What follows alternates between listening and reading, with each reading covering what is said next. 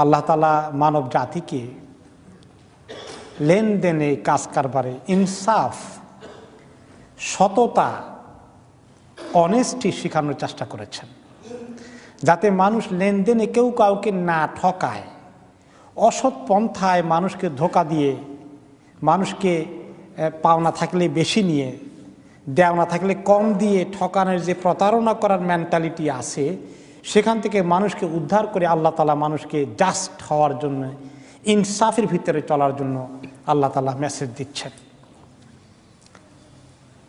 ওয়াইলুল লিল মুতাফফিফিন, ধ্বংস তাদের জন্যে যারা ওজনের মধ্যে বেশ কম করে ফেলে, যারা ওজনের মধ্যে ঠকায়। আর তাতফিফ অর্থ হলো মানুষকে ঠকানো, যদি কেউ পানা থাকে তাকে কম দেওয়া, আর যার থেকে আমি দেনা আছি তার থেকে একটু বেশি করে নেওয়া। এটার এক্সাম্পল আমাদের দেশে আছে, চিন্তা করেন আপনারা, ইনশাআল্লাহ আমরা আসবো। এই কাজ যারা করে, উভয় কাজ করলেই, নেওয়ার সময় বেশি নেবে, দেওয়ার সময় কম দেবে, উভয় কাজ করলেই তারা মানুষকে ঠকায়। সোজা করা, ঠকবাজদের জন্য ধ্বংস, যারা মানুষকে ঠকায়। মুতাফফিফিনের অর্থ হলো যারা মানুষকে ঠকায়। ইবনে আব্বাস রাদিয়াল্লাহু আনহুমা বলেন যে যখন নবী করিম সাল্লাল্লাহু আলাইহি ওয়াসাল্লাম মদিনা তয়্যিবাতে তাশরিফ এনেছিলেন হিজরত করে, তিনি দেখলেন যে মদিনার লোকদের অভ্যাস কিছু খারাপ আছে, এই ঠকানোর অভ্যাস আছে। দেওয়ার সময় কম দেয়, নেওয়ার সময় বেশি নেয়।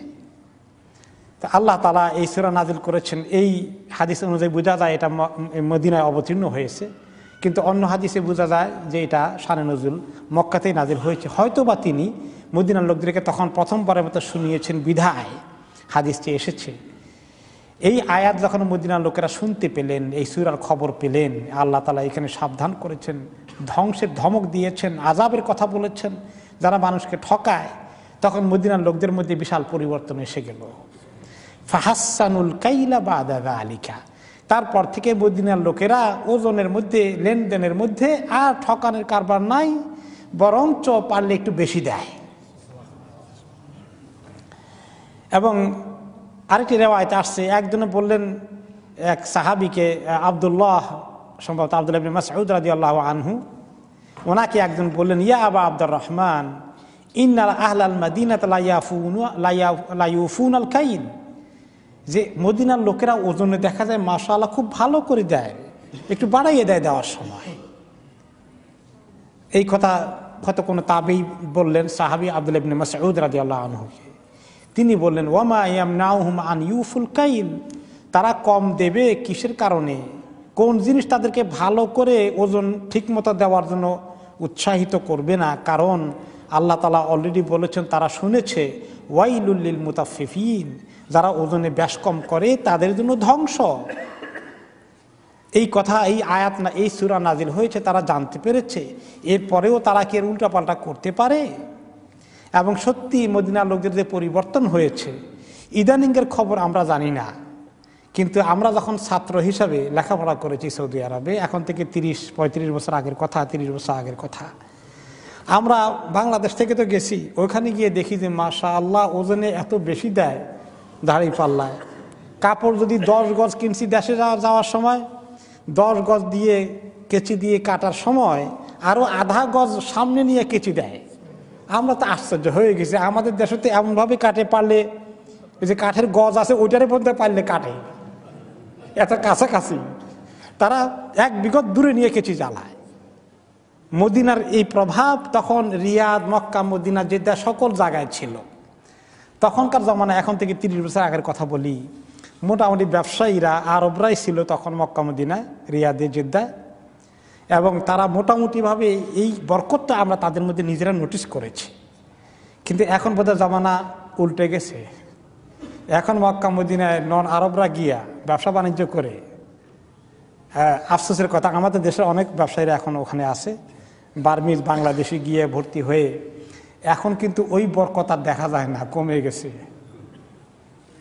তো মদিনার লোকদের সিলসিলা হয়তো যেখানে আছে, আমার বিশ্বাস তারা হয়তো বা এখনো জারি রেখেছে, কিন্তু এই জিনিস তারা এত মানে তাৎক্ষণিকভাবে আমল করা, এই যে শুনছে কোরআনের আয়াত, শোনার কারণে আমলের যে একটা অভ্যাস তৈরি হয়ে গেছে, চেতনা এসেছে, এই পরিবর্তনটা হচ্ছে আসল পরিবর্তন। এবং সাহাবায়ে কেরাম এভাবেই ওনাদের পরিবর্তন হয়েছে, ড্রামাটিক পরিবর্তন ওনাদের হয়েছে। আমরা শুনলেও আমাদের গায়ে ঢুকে না কথা, কিন্তু সাহাবাদের একটা এমন চেতনা আল্লাহ তাআলা দিয়েছেন, যে কথা শুনতেন সেই কথাকেই সঙ্গে সঙ্গে আমল করে ফেলতেন। এই যে জজবা ছিল, এই জজবাটা আমাদের আনা দরকার, আল্লাহ তাআলার কাছে তৌফিক চাওয়া দরকার। এখন এই যে তারা ওজনে ঠকাতো, যারা তাদের জন্য ওজনে বেশ কম করে, তাদের জন্য ধ্বংস। এখন এরা দুই দল বা এদের দুই তরিকা, দুই মেথড। আল্লাযীনা ইযা ইক্তালু আলান নাসি ইস্তাউফুন, যখন তারা লোকদের থেকে নেয়, ওজন করে লোকদের থেকে কিনে, তখন তারা বেশি করে নেয়, যতটুকু নেওয়ার কথা তার চেয়ে একটু বেশি নিয়ে নেয়, পরিপূরক করে ফেলে। আর ওয়া ইযা কালুহুম আও ওয়াজানুহুম ইখসিরুন, আর যখন লোকদেরকে ওজন করে অথবা পাত্রে মেপে মেপে দেয়, তখন তারা কিছু কমিয়ে দেয়। আমাদের দেশে যারা ফড়িয়া বলে, আর কি বলে এদেরকে লোকাল ল্যাঙ্গুয়েজে, ধরেন বাজারে আমাদের সাধারণ লোকেরা ধান, চাল, এগুলো বিক্রি করতে নেয়, তাই না, তরি তরকারি, সবজি। সাধারণ ক্রেতারা কেনার আগে তাদের কাছ থেকে কিনে নেয় কে? পাইকাররা, পাইকার, ফড়িয়াও বলে এদেরকে, ফড়িয়া পাইকাররা, এরা কিনে নেয়। যখন তারা কিনে, তখন তারা ওদের থেকে ওজন করে নেওয়ার সময় একটু বেশি করেই নেয়।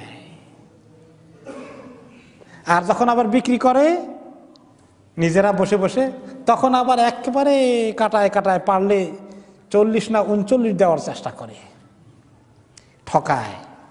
নেওয়ার সময় ওজনে বেশি নিবে, দেওয়ার সময় কমাই দেবে। এইটা আমাদের দেশের বোধহয় আমরা দেখে আসছি ছোটকাল থেকে, বিশেষ করে গোশত কিনতে গেলে কসাইদের কাছে। হায় হায় আল্লাহ, মনে আছে আমার তখনকার জমানাতে গোশত আমরা আর বেশি কিনতাম, কই 1 কেজি 1 সের কিনতাম আর কি। এখন তো কেজি বলে, আগে শের বলতো, তাই না? 1 সের কিনলে এমনভাবে 1 নম্বরে গোশত কিছু দিয়া, হাড্ডি তো দিবে বড় দিয়ে একটা, এর মধ্যে আবার কিছু চর্বি মার্কা যেগুলা ফেলে দেওয়ার জিনিস সেগুলা কিছু দিবে। তো ওইখানেই 3 ভাগের 1 ভাগ হলো ফেলে দেওয়ার জিনিস, আর 3 ভাগের 2 ভাগ টিকে কিনা আল্লাহ ভালো জানে। তার ভিতরে এমনভাবে টান দিল, 1 সের যখন টান দেয় আপনাকে দেখাবে 100 সের দিছে মনে হয়, পাল্লা এরকম ভার আছে। এরপরে আপনি নিয়ে যদি আরেক দোকানে মাপেন, দেখবেন যে 3 পোয়া আসছে, 100 সের দূরের কথা, 1 সেরও নাই। এরপরে যে সমস্ত 1 সের, আধা সের, 1 পোয়ার পাথরগুলো ছিল, এগুলো মাঝে মধ্যে দেখা যায় ঠকবাজ মার্কা কিছু আছে, সাইজে একটু ছোট, ঘষে টসে ক্ষয় করে ফেলছে, এগুলোও আছে। এগুলা যেগুলো কারখানা দিয়ে বানানো, আবার কিছু কারখানা দিয়ে বানানো না, পাথর টাথরকে বলছে যে এটা 1 পোয়া, এটা 1 সের, ওইটার মধ্যে দেখা যায় অনেক কমাই রাখছে। এইভাবে করে কত তরিকায় যে করে। আর আমার বিশ্বাস, এই যে এই কারবার করেছে আগে, এখনো কোনো কোনো ব্যবসায়ীরা করে, বলেন মানুষ কি এরকম করে একটু ঠকাইয়া সে কি তার সম্পত্তি বাড়াতে পারবে? তাদের এই জ্ঞান ছিল না। এবং আমার মনে পড়ে বাজারে ঘাটে, আমার এখন মনে পড়ে কি মাঝে মধ্যে যখন এই সমস্ত আয়াতগুলো পড়ি, আমার মনে চায় এলাকার বাজারে গিয়ে ব্যবসায়ীদেরকে বলি, আসো একটু তাফসীর শুনি, আর তাদেরকে এগুলো বলি যে তোমরা এই ধ্বংসের কাজ করো না। আর আল্লাহ তাআলার হাতে বরকত, মানুষকে ঠকালে আল্লাহ তাআলা তারে বরকত দিবে কেমনি? মানুষকে যদি সে না ঠকায়, তাহলে আল্লাহ তাআলা তাকে বরকত দিয়ে দিবেন। যে ব্যক্তি মানুষকে ঠকায়, তার মালে কোনোদিন বরকত আসবে না। আর যে ব্যক্তি মানুষকে ঠকায় না, তাকে আল্লাহ তাআলা বরকত বেশি করে দেবেন। এই জিনিসটা, এই ইয়াকিনটা পয়দা হওয়া দরকার। আমার মনে চায় যে আমাদের দেশে যদি ইমাম সাহেবেরা বাজারের মসজিদে এইভাবে ওয়াজ করতে ব্যবসায়ীদেরকে, এবং আমাদের গ্রামে গ্রামে এগুলো ভালো করে বলা হতো, তাহলে আমাদের দেশের লোকদের ভিতরে এরকম ঠকবাজ হওয়ার প্রতারণা হতো না। এবং যে এলাকায় এরকম ঠকায়, সেই এলাকার উপরে আল্লাহর বরকত রহমত কমে যায়, সেই এলাকায় অভাব অনটন বেশি লেগে থাকে। আমাদের দেশে এই যে অভাব অনটন আর বরকতের কমতি, এর পিছনে অন্যতম কারণ মানুষকে প্রতারণা করার এই তরিকা। এই জন্য আল্লাহ রাব্বুল আলামিন কোরআনে পাকে অনেক জায়গায় বলেছেন যে তোমরা দাঁড়ি পাল্লা ওজনে বেশ কম করো না, মানুষকে ঠকিও না, প্রতারণা করো না।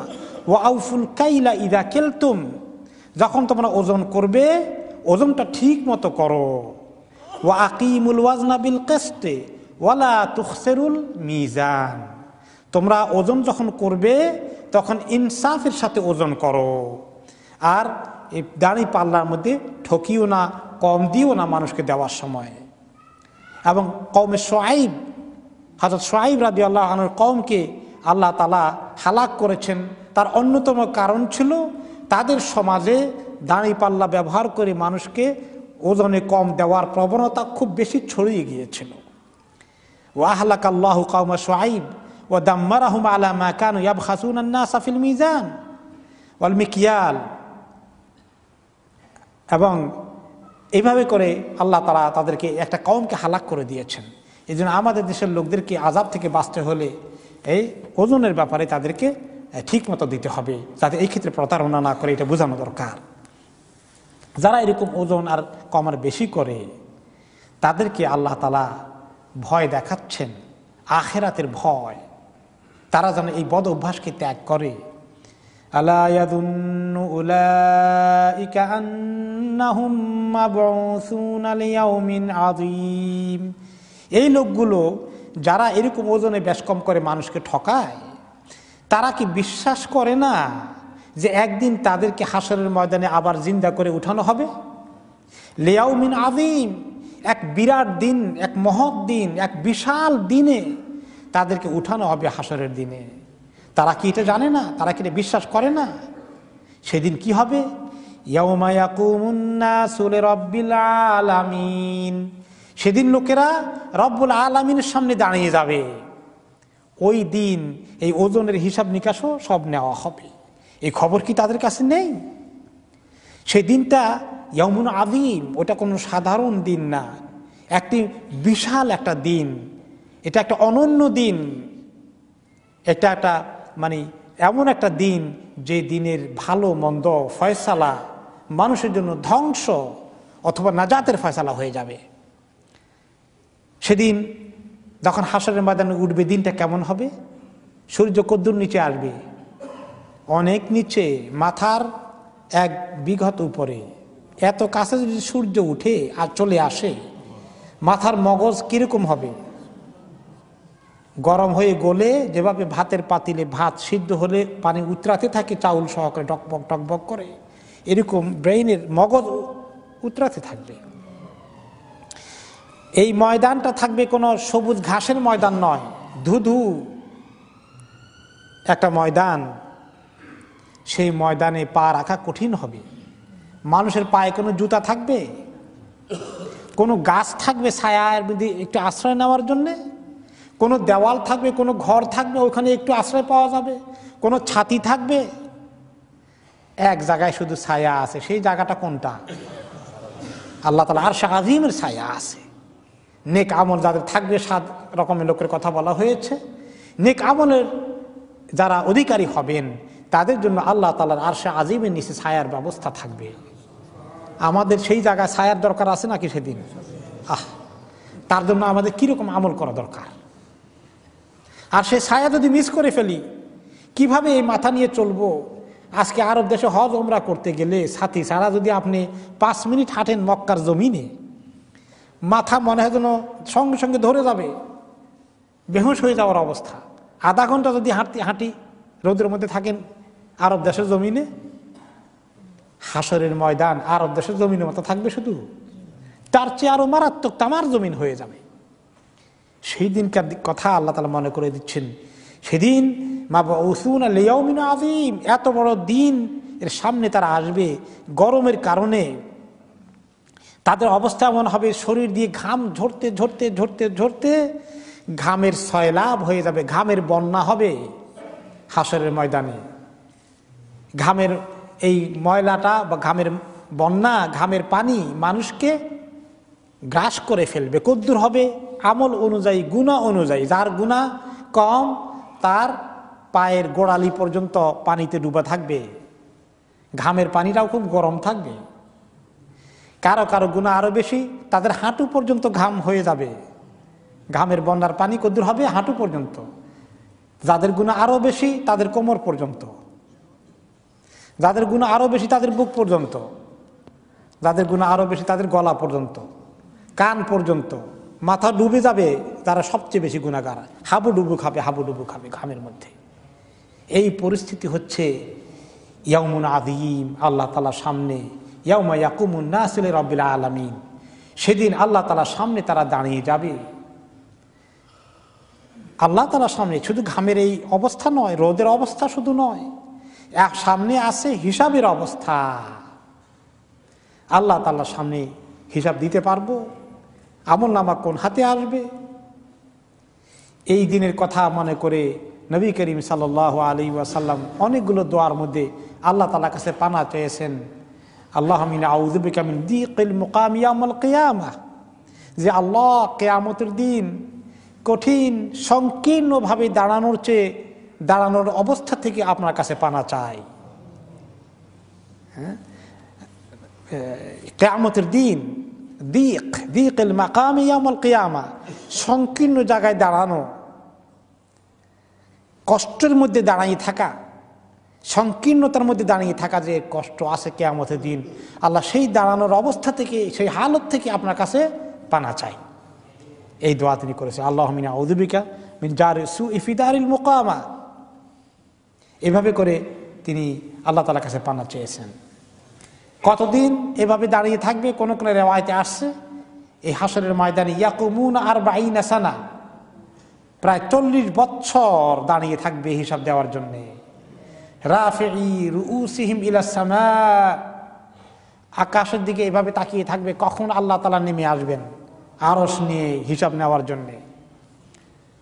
এভাবে করে এই কঠিন দিনের কথা আল্লাহ তাআলা মনে করিয়ে দিচ্ছেন, হে লোকেরা যারা মানুষকে ঠকাও, তোমরা এই দিনের কথা মনে রেখো, তোমাদেরকে হিসাব নেওয়া হবে, হিসাব দেওয়া হবে।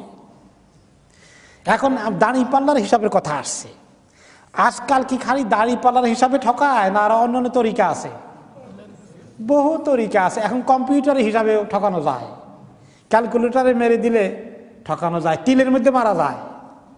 কেউ কেউ এখন কম বলে, আমি অনেকদিন আগে শুনতাম কোন শপের দোকানদারের ব্যাপারে, হ্যাঁ, বলছে যে তারা যখন তিলের মধ্যে হিসাব মারে, ডবল মেরে দেয়, কোনোটা 2 বার মেরে দেয়।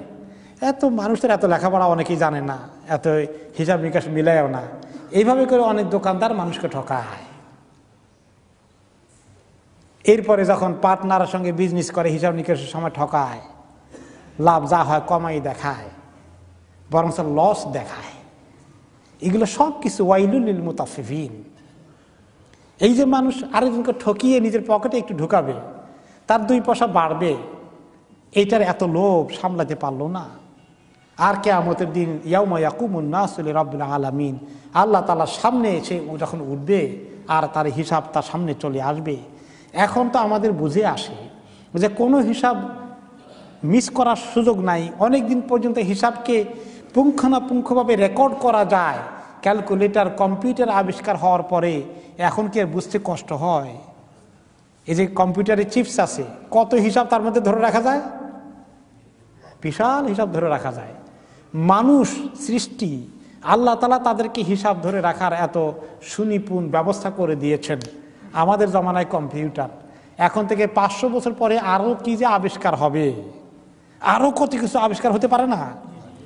তো এত স্মার্ট মডার্ন টেকনোলজি মানুষ আবিষ্কার করতে পারবে, যিনি সৃষ্টিকর্তা আল্লাহ তাআলা, তার কাছে কত টেকনোলজি থাকতে পারে।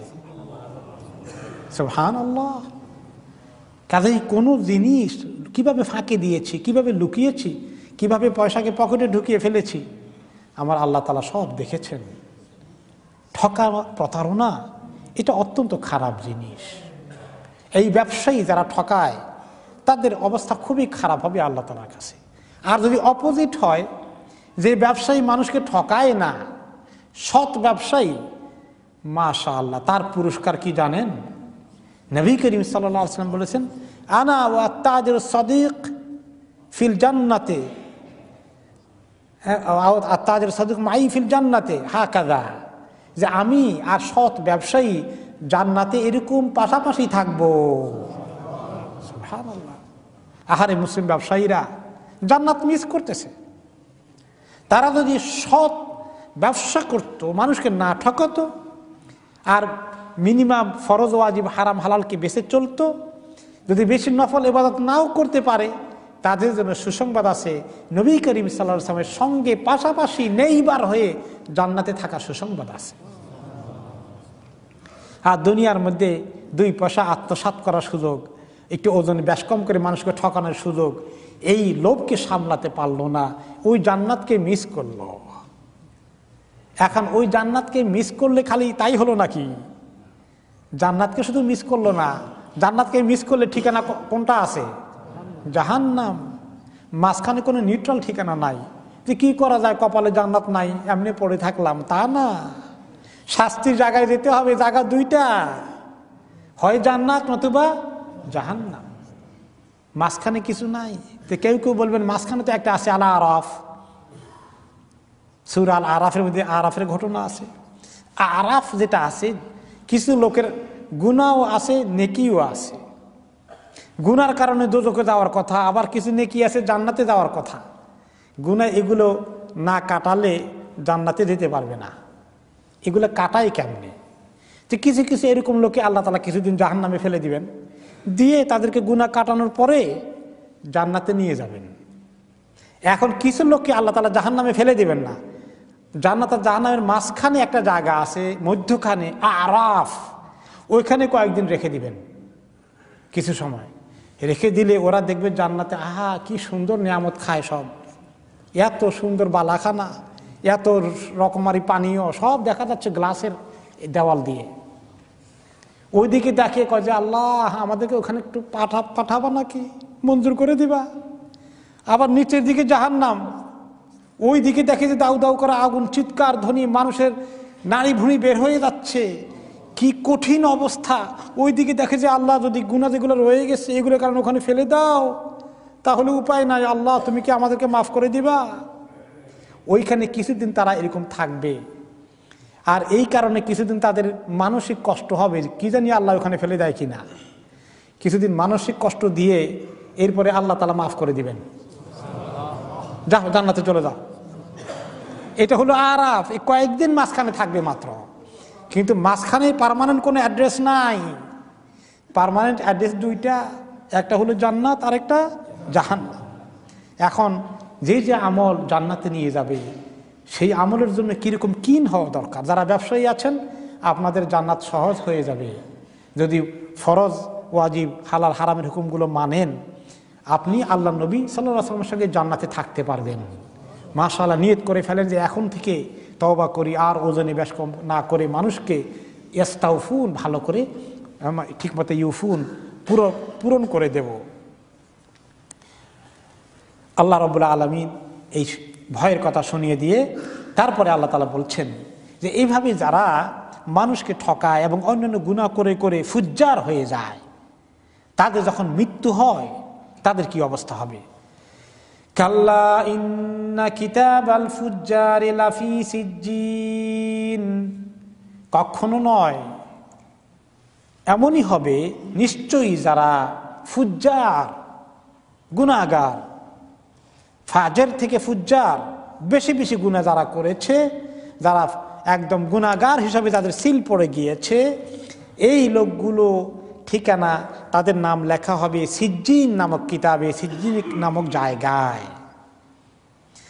যখন গুনাহগারের মউত হয়ে যায়, তার রূহটাকে আল্লাহ তাআলার কাছে উপরের দিকে উঠানো হয়, কিন্তু আসমানের দরওয়াজা তার জন্য খোলা হয় না। বলা হয় যে তাকে নিচের জমিনে নিয়ে যাও, 7 আসমান পর্যন্ত যায়, কিন্তু শেষ আসমানের দরজা খোলা হয় না, সেখান থেকে ফেলে দেওয়া হয়। সিজ্জিন, তার নাম লেখানো হয়, গুনাহগারদের লিস্ট থাকে, তালিকা থাকে। কোন জায়গায়? সিজ্জিন জায়গায়। সিজ্জিনটা কোন জায়গায়? হিয়া তাহতাল আরদিস সাবিআহ, এই 7 জমিনের নিচে সিজ্জিনের জায়গা। এই আমাদের যে জমিন আছে, এর নিচে কয়টা জমিন আছে? আরো 6টা জমিন আছে। সব মিলে 7টা জমিনের তলায় তার নিচে সিজ্জিন হলো গুনাহগারদের নাম লেখার রেকর্ড করার ওই খাতা ওই জায়গায় থাকে। আর নেককারদের কোথায় থাকে সেটা আমরা আগামী সপ্তাহে শুনবো আমরা ইনশাআল্লাহ। তাদেরটা অনেক উপরে থাকে ইল্লিয়িন, সেটা কি পরে শুনবো। সিজ্জিন আপনারা আরবি যারা লেখাপড়া করেছেন অথবা আরব দেশে গিয়েছেন, জেলখানাকে আরবিতে কি বলে? সিজন বলে। সিজন থেকে সিজ্জিন। তো তাদের এই জেলখানা সিজন, তাদের নামটা সিজ্জিন, অর্থাৎ অহুয়া মিনাদ্দিক, যে অত্যন্ত সংকীর্ণতায় ভর্তি এই সিজ্জিন। আর সেখানে যারা তার নাম লেখানো হবে তারা সংকীর্ণতায় পড়বে, তাদের জীবনে আর প্রশস্ততা কখনো আসবে না। কষ্ট, সংকীর্ণতা, এটা বোঝানোর জন্য তাদের এই রেকর্ড বুকের নাম হচ্ছে সিজ্জিন। ওইখানে তাদের নাম লেখানো হবে। কিতাবুম মারকুম, তাদের লেখা যে কিতাব সেখানে লিখিত হবে তাদের নাম, এবং তাদের আমল নামাও সেখানে থাকবে, তাদের নাম সেখানে লেখা হবে। ওইখানে নাম যদি কারো লেখা হয়ে যায় মৌতের পরে, যদি আমাদের রূহটা ইল্লিয়িনে লেখা না হয়ে সিজ্জিনে লেখা হয়ে যায়, আল্লাহ মাফ করে দিন, তাহলে আমাদের কোনো উপায় নাই। আল্লাহ তাআলা বলেন যে কিতাবুম মারকুম ওমা আদরাকা মা সিজ্জিন, আপনি কি জানেন সিজ্জিন কি জিনিস? কত সর্বনাশের কথা হবে। সিজ্জিন যদি কারো কপালে লেখা হয়ে যায়, তার নাম সেখানে লেখা হয়ে যায়, মৌতের পরে তার রূহকে সেখানে লেখানো হয়। কিতাবুম মারকুম, লিখিত একটা কিতাব, রেকর্ড সেখানে লিখে রাখা হবে। এইটা তার জন্য তার কপাল খারাপ, এটা প্রমাণ হয়ে গেল। তার সামনে আখিরাতের সামনে শুধু মুসিবত আর মুসিবতে অপেক্ষা করছে। ওয়াইলুন ইয়াউমাইযিন লিল মুকাজ্জিবিন, এই যারা সত্যকে বিশ্বাস করে না, দিন ইসলামকে বিশ্বাস করে না, ইয়াকিন করে না, তাদের জন্য হালাক। সিজ্জিনের নাম লেখা হয়ে গেল, তার জন্য হালাকের খবর আছে, ধ্বংসের খবর আছে, তার সর্বনাশের খবর আছে। আল্লাযীনা ইউকাযযিবুনা বিয়াউমিদ্দিন, যারা দিনকে মানতে অস্বীকার করে। এই দিন হচ্ছে ইয়াউমুদ্দিন, কিয়ামতের দিন, বিচারের দিন, হিসাবের দিন, হাসরের ময়দানের কথা। ওই দিন যে হিসাব দেওয়া লাগবে, এই হিসাবের কথা যারা বিশ্বাস করে না, তাদের জন্য ধ্বংস ছাড়া আর কিছু নেই। ওয়ামা ইউকাযযিবু বিহি ইল্লা কুল্লু মু'তাদিন আসীম, আর কোন ব্যক্তি এই হাসরের দিন আখিরাতের কথা বিশ্বাস করে না? যেই ব্যক্তি সীমা লঙ্ঘনকারী এবং গুনাহগার, ওই ব্যক্তি ছাড়া ভালো কোনো মানুষ আখিরাতের দিন, হাসরের দিনকে অবিশ্বাস করে না। এখন এখানে আল্লাহ তাআলা শুধু কাফেরদের কথা বলেননি। আমরা জানি যারা কাফের তারা বিশ্বাস করে না। কিসের হিসাব নিকাশ আবার জিন্দা করা হবে, এগুলো কিছুই বিশ্বাস করে না। তারা অবিশ্বাসী পরিষ্কার। কিন্তু মুসলমানদের মধ্যে যারা মনে করে যে না, কিয়ামত আছে, হাসর আছে, আমলনামা দেওয়া হবে, জান্নাত আছে, জাহান্নাম আছে, হিসাব আছে, তারাও দেখে ওজনে কম দেয়, বেশি দেয়, তারাও তো গুনার মধ্যে লিপ্ত আছে। এদের বিশ্বাসটা কি আসলেই ইয়াকিন বলতে কিছু আছে? আপনি বলে বিশ্বাস করেন, হ্যাঁ বিশ্বাস করি, কিন্তু আমলে নাই, তাহলে এই বিশ্বাসটার নাম ইয়াকিন হয় না। এই জন্য ঈমান এর চূড়ান্ত পর্যায় হচ্ছে ইয়াকিন, মানে ফার্ম বিলিভ। যে ব্যক্তি বিশ্বাস করার মতো বিশ্বাস করে, গত সপ্তাহে আমরা বলেছিলাম, কেউ যদি বিশ্বাস করে আপনার কথা, এই তোমার পিছনে তোমার দুশ্মন অস্ত্র নিয়ে তোমার পিছনে ছুটছে, এই কথা শোনার পরে আপনি যদি আস্তে আস্তে হাঁটতে থাকেন, তাহলে বোঝা গেল কি আপনি বিশ্বাস করেছেন? করেননি। আপনি পিছন দিকে তাকাবেন আর দৌড় দিবেন, তাহলে বোঝা গেল আপনি বিশ্বাস করেছেন।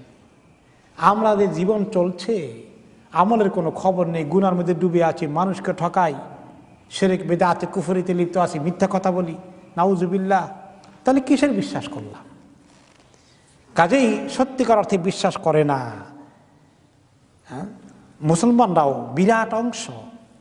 ওমা ইউকাযযিবু বিহি ইল্লা কুল্লু মুতাদিন আসিম। আখিরাতকে অবিশ্বাস করে, ঠিকমতো বিশ্বাস করে না ওই লোকগুলোই যারা সীমা লঙ্ঘনকারী, যারা গুনাহগার। ইযা তুতলা আলাইহি আয়াতুনা ক্বালা আসাতিরুল আউয়ালিন। এই লোকগুলোর সামনে যখন আমার আয়াতকে তেলাওয়াত করা হয় তখন তারা বলে আগের লোকদের গল্প, কাহিনী, কিসসা, এইটা বর্তমান জামানার সঙ্গে ফিট করে না। আগের কাহিনী শুনে লাভ কি? এগুলা মক্কার কাফেররা বলেছে। কওমে আদ, কওমে সামুদ, মূসা আলাইহিস সালামের কথা, ওইগুলো শুনে আমাদের দরকার কি? আমরা বর্তমানে খবর নেই। আর এখন আমাদের জামানার লোকেরা কি বলে? আমরা মডার্ন ওয়ার্ল্ডে আসি, টেকনোলজির ওয়ার্ল্ড, কোরআন হাদিস কি চলে? 1400 বছরের আরব দেশের মরুভূমির খবর এখন কয়ে লাভ আছে? আমরা কত উন্নত করে ফেলেছি। আমরা আকাশে উঠি, আমরা বিমানে করে সফর করি, তখন উঠে করে যাওয়া লাগছে। আমরা উঠে যেখানে 3 বছর লাগতো আমরা সেখানে 3 ঘন্টায় চলে যাই। হ্যাঁ, আমরা এত এই জমানার জন্য কোরআন হাদিস শরীয়ত তো ফিট করে না।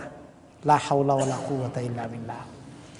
তাদের আগের জমানার কথা বলে তারা উড়িয়ে দেয়। এই জমানার সঙ্গে ইসলাম আনফিট, এইরকম যারা ইয়াকিন করে তারা আসলে অবিশ্বাসী। তারা নিজেকে মুসলিম দাবি করার কোনো অর্থ নাই, তারা মুসলমান হতে পারে না।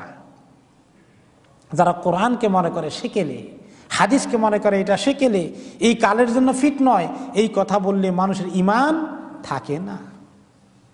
আর যারা বলে যে শরীয়ত, কোরআন ইনসাফ করে নাই, মহিলাদেরকে সম্পত্তির অর্ধেক দিয়েছে, উত্তরাধিকারী আইন পাল্টাতে হবে, সমান অধিকার দিতে হবে, এই কথা বললে আর ঈমান থাকে? যারা এই কথা বলবে, এর পক্ষে লিখবে, এর পক্ষে কথা বলবে, এর পক্ষে আইন পাশ করবে, তাদের ঈমান থাকবে? ঈমান থাকবে না। কাজে তারা হয়ে যাবে মুকাজ্জিবিন, তারা অবিশ্বাসীদের অন্তর্ভুক্ত হয়ে যাবে।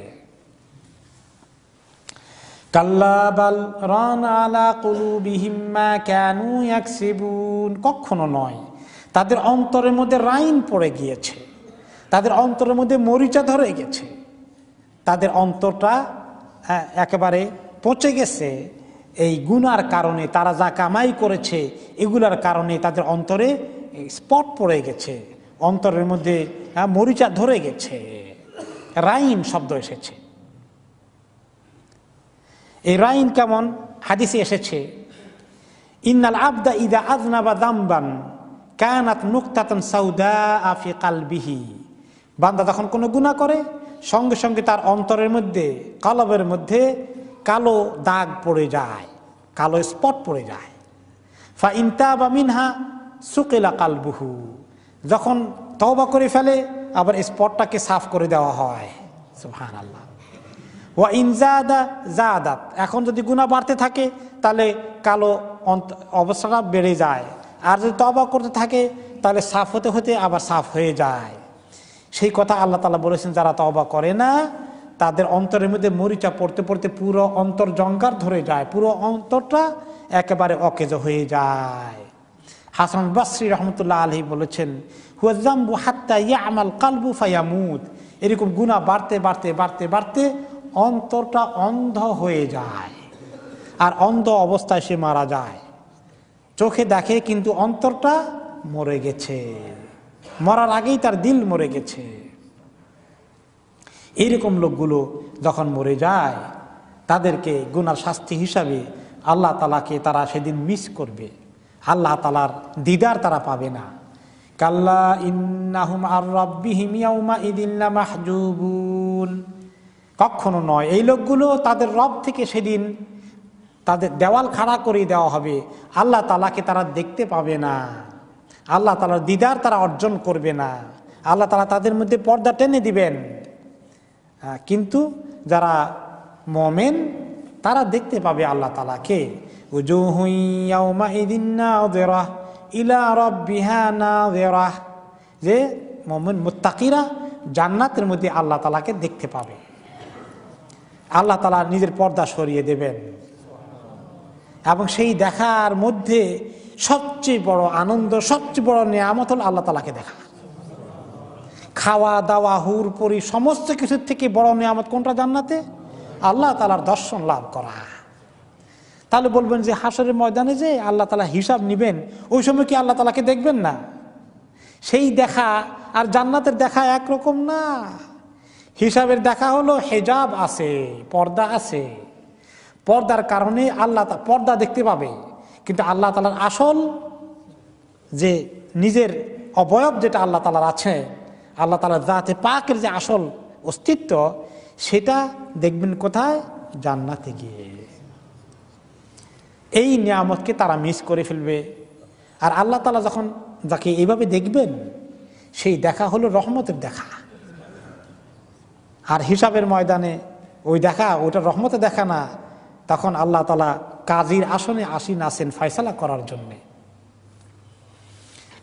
সুম্মা ইন্নাহুম লাসালুল জাহিম, সেদিন তারা জাহিমের মধ্যে ঢুকবে, জাহান্নামের আগুনের মধ্যে ঢুকবে। অবিশ্বাসী যারা, ওজন কম দিয়েছে যারা, গুনার মধ্যে লিপ্ত ছিল যারা, ইয়াকিন যারা করে নাই আখিরাতে দেখা হওয়ার ব্যাপারে, তারা জাহিমের দিকে চলে যেতে হবে। লাসালু, অবশ্যই যেতে হবে, জাহান্নামে ঢুকতেই হবে তাদেরকে। সুম্মা ইউকালু হাযাল্লাযী কুনতুম বিহি তুকাযযিবুন, এরপরে বলা হবে, এই তো জাহান্নামে ঢুকার পরে বলা হবে, এই যে জাহান্নামে ঢুকলা, এইটাকেই তোমরা অবিশ্বাস করতা, এখন বিশ্বাস হয়, এখন বিশ্বাস হয়। এইখানে ঢুকার ব্যাপারটা তোমরা শুনতে চাও নাই, বিশ্বাস করো নাই, ইয়াকিন করোনি, এই জন্য দুনিয়ার মধ্যে বেপরোয়া চলেছিল। দুনিয়ার মধ্যে মানুষ বেপরোয়া, মরতে হবে, আল্লাহর কাছে যেতে হবে, এই হিসাব থাকলে মানুষ বেপরোয়া হতে পারে না। জুলুমের ব্যাপারে, শোষণের ব্যাপারে, মানুষকে কষ্ট দেওয়ার ব্যাপারে সীমা লঙ্ঘন করতে পারে না। আর যখন মানুষ ওই কথা একদম ভুলে যায়, তখন সে জালিম হয়ে যায়, সীমা লঙ্ঘনকারী হয়ে যায়, তখন সে তাগুত হয়ে যায়। এক একটা লোক যখন ক্রাইম করে, দুষ্কৃতিকারীগুলো মস্তান হয়ে যায়, সন্ত্রাসীগুলো কিভাবে মানুষের উপরে জুলুম করে, নির্যাতন করে, হত্যা করে, এই যে মানুষের উপরে এই রকম নির্যাতন করে, তারা আসলে আল্লাহর কাছে দেখা হবে, মরে যাবে, হিসাব দেওয়া লাগবে। এই জিনিসটা মাথায় থাকলে কিন্তু মানুষ কোনোদিন এরকম ক্রাইম করতে পারে না। হয় মাঝে মধ্যে গুনাহ হয়ে যেতে পারে, কিন্তু আবার চিন্তা করবে, তওবা করবে, লজ্জিত হবে, সীমালঙ্ঘন করবে না, বাড়াবাড়ি করবে না, পেছনের দিকে আসবে। আর যার মাথায় এগুলো নাই, সে করতেই থাকবে, করতেই থাকবে, তার কোনো তওবা নসিব হবে না, তার আফসোস হবে না। মানুষকে এরকম কষ্ট দিতে, মারতে, জুলুম করতে, নির্যাতন করতে, সম্পত্তি আত্মসাৎ করে গ্রাস করে ফেলতে তার কোনো অসুবিধা হবে না, কারণ আখিরাতের ইয়াকিন তার মাথায় নেই। আখিরাতের ভয় হচ্ছে মানুষের জন্য সেলফ গার্ড, মানুষকে ভালো বানানোর জন্য, মানুষকে সৎ বানানোর জন্য। আখিরাতের ভয়ের থেকে আর মোক্ষম কোনো অস্ত্র আছে? আপনি যদি এক একজনের পিছনে একজন করে পুলিশও লাগাই দেন, এক নম্বরে এত পুলিশ কি দুনিয়ার মধ্যে পাওয়া যাবে পাহারা দেওয়ার জন্য? আর পুলিশ কতক্ষণ পাহারা দিবে? তার তো ঘুমানো লাগবে, তার এদিক সেদিক যাওয়া লাগবে, তাকে ফাঁকি দেওয়া সহজ, কিন্তু আখিরাতে হিসাবের কথা মনে পড়লে আল্লাহকে ফাঁকি দেওয়া সহজ নয়, সম্ভব নয়। এই জন্য ইসলাম চায় মানুষের মধ্যে খৌফে আখিরাত, খৌফে জাহান্নাম, আল্লাহ তাআলার ভয় নিয়ে এসে মানুষকে সৎ বানাতে, সোজা করতে, মানুষকে তাকওয়ার মধ্যে নিয়ে আসতে। এই জন্য আমরা যতই বলি আমাদের দেশে উন্নতি চায়, শান্তি শৃঙ্খলা চায়, আমাদের লোকেরা নিরাপত্তা চায়, দেশের মধ্যে শান্তি আসুক, কত তরিকা, কত আইন কানুন, কত ফর্মুলা, কত রকমের ল পাশ করে পার্লামেন্টে, দেশে কি শান্তি হয়? এসিড বন্ধ করতে চায়, এসিড মারে মেয়েদেরকে, যৌতুকের কারণে মেয়েদেরকে হত্যা করে, এগুলো বন্ধ করার জন্য পার্লামেন্টে কত আইন কানুন পাশ করলো, বন্ধ হয়েছে? হয়নি, বরঞ্চ আরো বেড়ে গিয়েছে।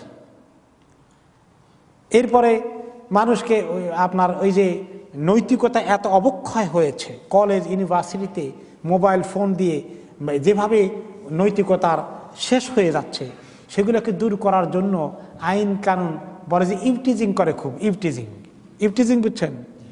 ইভটিজিং হলো কলেজ স্কুলে মেয়েরা যখন স্কুলে যায় আসে, ওই সময় বখাটে ছেলেরা তাদেরকে কষ্ট দেয়, তাদের সঙ্গে অন্যায় আচরণ করে, এবং সেখান থেকে পালে ছো মেরে নিয়েও যায়। এই অবস্থায় দেশ পৌঁছে গেছে। এখনো আমাদের কর্ণধার জাতির নেতাদের হুঁশ হয় না মানুষকে নীতি নৈতিকতা শেখানোর জন্য ইসলামের দরকার, বরঞ্চ খালি উল্টা বুদ্ধির মাথায় কেমনে খালি ইসলামের দূর করবা দেশ থেকে। ইসলামটাই দেশের মুসিবত হয়ে গেছে। মাদ্রাসা, মসজিদ, আলেম, ওলামা, ইসলামী সংগঠন, ওয়াজ, তাফসির এগুলো বন্ধ করে রাখো আর গান বাজনা ছড়িয়ে দাও। তফসির মাহফিল অ্যালাউড নাই। আর শাহরুখ খানের নাচানাচি, হ্যাঁ এগুলাকে বেশি করে করো, বেশি করে করো। এই দেশের মধ্যে আল্লাহর রহমতের আশা করেন না গজব থেকে? নাউজুবিল্লাহ, আল্লাহর কাছে মাফ চাই আমরা। আল্লাহ আমাদের দেশে গজব দিও না, আমাদের জাতিকে ডুবাইয়ে দিও না। আমাদের জাতিকে উদ্ধার করার জন্য আমাদের পেরেশানি হওয়া দরকার, বুঝানো দরকার। নীতি নৈতিকতা শেষ হয়ে গেছে। এই যে আমাদের জাতিকে, মুসলমানদেরকে সোজা করার জন্য আল্লাহ তাআলার ভয়ের মতো এত সুন্দর সিস্টেম আল্লাহ তাআলা দিয়েছেন। এত পুলিশ লাগবে না, এত পাহারা দেওয়া লাগবে না, এত সিকিউরিটি লাগবে না। ইমানের সিকিউরিটি মানুষকে পাহারা দেবে। কারণ এসব দেশে ইমানের সিকিউরিটি নাই, তাদের সিস্টেমের সিকিউরিটি বেশ মজবুত আছে। পাহারা দেওয়ার টেকনোলজি অনেক কিছু সিস্টেম করে ফেলেছে। আর আমাদের দেশে এটাও নাই, ওইটাও নাই, কোনোটাই নাই। এখন আমরা মুসলমান হিসেবে বিশ্বাস করি যে এটার থেকে ওইটা আরো সহজ। তবুও কিছু ক্রিমিনাল থাকবে, তাদের জন্য কিছু হতে পারে। তো আল্লাহ তাআলার দিকে আসতে হবে। এই আয়াতগুলোর মধ্যে আল্লাহ তাআলা যারা গুনাহগার তাদের কি করুণ পরিণতি হবে, মৌতের সময় সিজ্জিনে নাম লেখানো হবে, তখনই সে টের পাবে তার সামনে জাহান্নাম ছাড়া আখিরাতে আর কোনো কল্যাণ নাই। এরপরে আখিরাতে উঠলে কি অবস্থা হবে, এটা হলো গুনাহগারদের কথা। আর এরপরে আল্লাহ তাআলা বলবেন, কাল্লা ইন্না কিতাবাল আবরারি লাফি ইল্লিয়িন, যারা নেককার তাদের আমল, তাদের নাম, তাদের রূহকে মৃত্যুর পরে লিপিবদ্ধ করা হয় ইল্লিয়িনের মতো চমৎকার একটা রেকর্ড বুকে। সেটা কোথায় আছে, সেখানে নাম লেখা হলে কি ফজিলত, তার খবর আমরা আগামী সপ্তাহে শুনবো ইনশাআল্লাহ। আল্লাহ তাআলা ইরশাদ করেন, কাল্লা ইন্না কিতাবাল আবরারি লাফি ইল্লিয়িন, নিশ্চয়ই যারা আবরার তাদের লিস্ট বা তাদের ঠিকানা বা তাদের জায়গা হচ্ছে ইল্লিয়িন। তাদের রূহটা কবজ হওয়ার পরে ইল্লিয়িন, সেখানে তাদের রূহকে নিয়ে যাওয়া হয়, সেখানে লিপিবদ্ধ করা হয়, রেকর্ড করা হয়, সেই লিস্টে নাম লেখানো হয়। তারপরে তাদের কবরে তাদের রূহ ফেরত দেওয়া হয় সওয়াল জবাব এবং বাকি বারজাখের জিন্দেগি কাটানোর জন্যে। যারা আবরার, আবরার হচ্ছেন আহলুস সিদক ওয়াত তাআহ, যারা ইমানের দিক থেকে অত্যন্ত উঁচু মানের সহিহ ইমানের অনুসারী ছিলেন। আহলুত তাআহ, যারা আল্লাহ তাআলার প্রতিটি হুকুমকে মানার ক্ষেত্রে খুব সক্রিয় ছিলেন, সচেতন ছিলেন, সচেষ্ট ছিলেন, আল্লাহ তাআলা শরীয়তের পাবন্দ ছিলেন, তারাই হচ্ছেন আবরার। এদের ঠিকানা হচ্ছে ইল্লিয়ুন। হযরত আব্দুল্লাহ ইবনে আব্বাস রাদিয়াল্লাহু আনহুমা, তিনি একটু ইয়ঙ্গার, ছোট, তিনি আরেকজন সিনিয়র সাহাবী কাব রাদিয়াল্লাহু আনহুকে জিজ্ঞেস করলেন। তিনি কোরআনের ইলমের বিশেষজ্ঞ ছিলেন, অপরদিক থেকে তিনি আবার বনি ইসরাইলের যে সমস্ত ইলম কালাম ছিল সেগুলোরও তিনি ভালো লেখাপড়া ছিল, তিনি অরিজিনালি ইহুদি ছিলেন, ওনার অনেক নলেজ ওই দিকের ছিল। পরে ইসলাম কবুল করার পরে কোরআনের উপরে তিনি ব্যাপক বিশেষজ্ঞ হিসাবে তিনি পরিচিতি লাভ করেন। ওনাকে জিজ্ঞেস করলেন আব্দুল্লাহ ইবনে আব্বাস রাদিয়াল্লাহু আনহুমা, রাসূলুল্লাহ সাল্লাল্লাহু আলাইহি ওয়াসাল্লাম ইন্তেকালের পরের ঘটনা, আমাকে বলবেন একটু সিজ্জিন কি জিনিস? তখন তিনি বললেন, হিয়াল আরদুস সাবিয়া ওয়া ফিহা আরওয়াহুল কুফফার, একদম সপ্তম জমিন, সর্বশেষ জমিন। আমাদের জমিনটাই উপরের জমিন, তার নিচে একে একে মোট অল টুগেদার 7টা জমিন আছে। সর্বশেষ জমিনের নিচে হচ্ছে ইল্লিয়িনের স্থান, সেখানে যে রেকর্ড আছে গুনাহগারদের রেকর্ডটা সেখানে লেখা হয়ে যায়। এটা হচ্ছে সিজ্জিন, হচ্ছে গুনাহগারদের রূহের রেকর্ডের জায়গা। ওয়াসাআলাহু আন ইল্লিয়িন, তিনি তাকে জিজ্ঞেস করলেন ইল্লিয়িন সম্পর্কে। ফাকালা হিয়াস সামাউস সাবিয়া ওয়া ফিহা আরওয়াহুল মুমিনিন, আর এটা হচ্ছে সপ্তম আকাশে, সেখানে এই ইল্লিয়িনটার ওখানে মুমিনদের রূহকে আল্লাহ তাআলা লিপিবদ্ধ করে থাকেন। কোন কোন রিওয়ায়াতে আসছে যে সপ্তম আকাশের আরও উপরে গিয়ে তাদের নাম সেখানে থাকে, ইনদা সিদরাতুল মুনতাহা, যার পরে একদম আরশ আযীম, 7 আসমান ছেদ করে একদম আরশ আযীমের নিচে সিদরাতুল মুনতাহার যেখানে শেষ বড়ই গাছ, যেটা এত সুন্দর। নবী করিম সাল্লাল্লাহু আলাইহি ওয়াসাল্লাম যখন গিয়েছিলেন মেরাজে জিবরাইল আলাইহিস সালামের কাছে, সেখানে গিয়ে বড়ই গাছটার মতোই একটা গাছ, এই সাধারণ বড়ই গাছ না, এত সুন্দর, তার মধ্যে এত সুন্দর আলোর ঝলক এই গাছের পাতায় পাতায় পল্লবে পল্লবে আছে।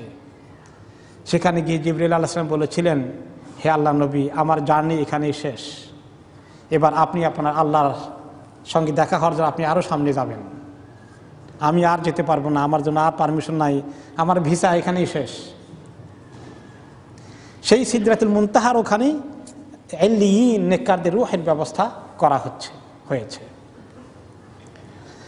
ইল্লিয়িন উলু থেকে এসেছে, খুব উপরে, উলু থেকে ইল্লিয়িন। কেউ কেউ ইল্লিয়িন বলতে জান্নাতের কথা বোঝানো হয়েছে, যে নেককাররা জান্নাতে যাবেন তার ইশারাও এখানে আছে। ওয়াযাহিরু আনা ইল্লিয়িন মাখুয মিনাল উলু, ইমাম ইবনে কাসীর রাহমাতুল্লাহ আলাইহি বলেন ইল্লিয়িনটা উলু, খুব উঁচু শব্দ থেকে নেওয়া হয়েছে। ওয়া কুল্লু মা আলা শাইউ ওয়ারতাফা আযুমা ওয়াত্তাসা, যে কোনো জিনিস যতই উপরে উঠে তখন তার পজিশন ততই হাই হতে থাকে। আল্লাহ তাআলা মুমিনদেরকে এই হাই পজিশন দেওয়ার জন্য তাদের রেকর্ডটাও খুব উঁচুতে রাখছেন, আরশের কাছে নিয়ে রেখে দিয়েছেন সপ্তম আকাশ শেষ করে। ওয়ালিহাযা ক্বালা তাআলা মুআযযিমান আমরাহু ওয়া মুফাখখিমান শা'নাহু, এই জন্য ইল্লিয়িন কি জিনিস, ইল্লিয়িন ইটসেলফ বিশাল মর্তবার অধিকারী। আল্লাহ তাআলা বলেন যে নেককারদের রূহ ফি ইল্লিয়িন, তারপরে বললেন ওয়ামা আদরাকা মা ইল্লিয়ুন, আপনি কি জানেন ইল্লিয়িন কত মর্তবার জিনিস, ইল্লিয়িনের পজিশন কি? এটা অনেক পজিশন, সম্মানওয়ালা।